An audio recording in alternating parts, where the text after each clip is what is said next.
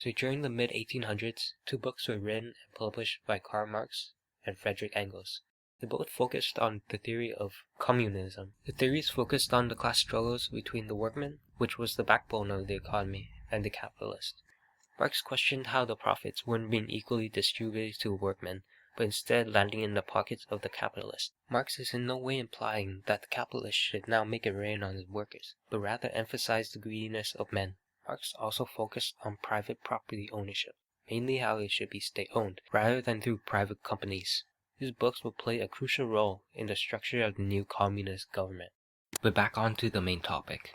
During the early years of the 1900s, Russia was ruled by the Tsarist regime. However, many people were very unhappy under them, which caused nationwide labor strikes and peasant unrest. This resulted in the forming of the Social Democratic, which was formed by communists in 1900, but was later split into the Bolsheviks and the Mensheviks in 1903. Bolsheviks, meaning majority, led by Vladimir Ulyanov, sought for a revolution without the involvement of the mass, while the Mensheviks, meaning minority, led by Martov, sought for a revolution involving the mass. These two groups will be the spearhead of the Communist Revolution in 1917, playing major roles in the structuring and influence of the communist system into Russia. While one side of Russia was struggling internally with its own citizens, the other side of Russia was fighting a war with Japan, which is known as the Russo-Japan War. Unfortunately, Russia lost a devastating war against Japan, which allowed victorious Japan to occupy Korea and South Manchuria. This not only shocked Russians, but the entirety of Europe and the world, because for the first time a non-Western nation has defeated a great European power. This showed how weak Russia was politically, economically, and militaristically, and as a result fueled the hatred for its Tsarist government and the need for a new government, leading up to the 1905 revolution. As mentioned earlier, there were many labor strikes and protests. However, the one on January 22, 1905, also known as Bloody Sunday, was the most important one. On that day, Tsarist troops opened fire on a group of protesters who were begging for the help of the Tsarist government. This unfortunately led to the death of 130 people and leaving hundreds more wounded. By late October 1905, the entirety of Russia was on strike. Due to the Tsarist government, this led to the forming of the Marxist Revolutionary Workers in St. Petersburg, better known as the Soviets.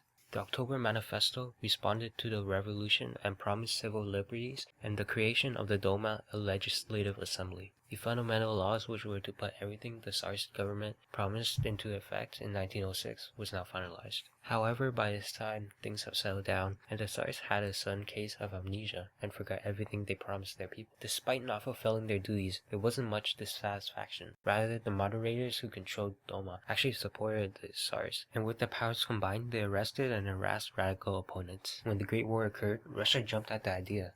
However, they lacked politics, money, and military equipment to fight an effective war. The country was already suffering from a food shortage due to the poor fertile lands, and with the war occurring, most of the food and resources were being shipped to the front, leaving citizens with nothing. Food wasn't the only thing being shipped to the front. Soldiers were also being shipped to the front. However, unlike other European countries, Russian soldiers lacked training, resources, and weapons to fight with.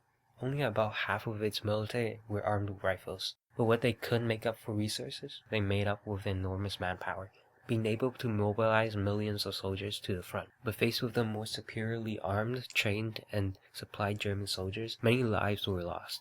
But never fear, because in 1915, Nicholas II joined the front in fighting the war. While Nicholas was gone, he left Alexandria in charge of domestic affairs, and in turn, Alexandria left the reins of the government to Rasputin, a semi-monk who rearranged and replaced the cabinet ministers with his personal friends. By the end of the war, an astonishing 50.5 million soldiers were mobilized. However, 1.5 million Russian soldiers would desert their post.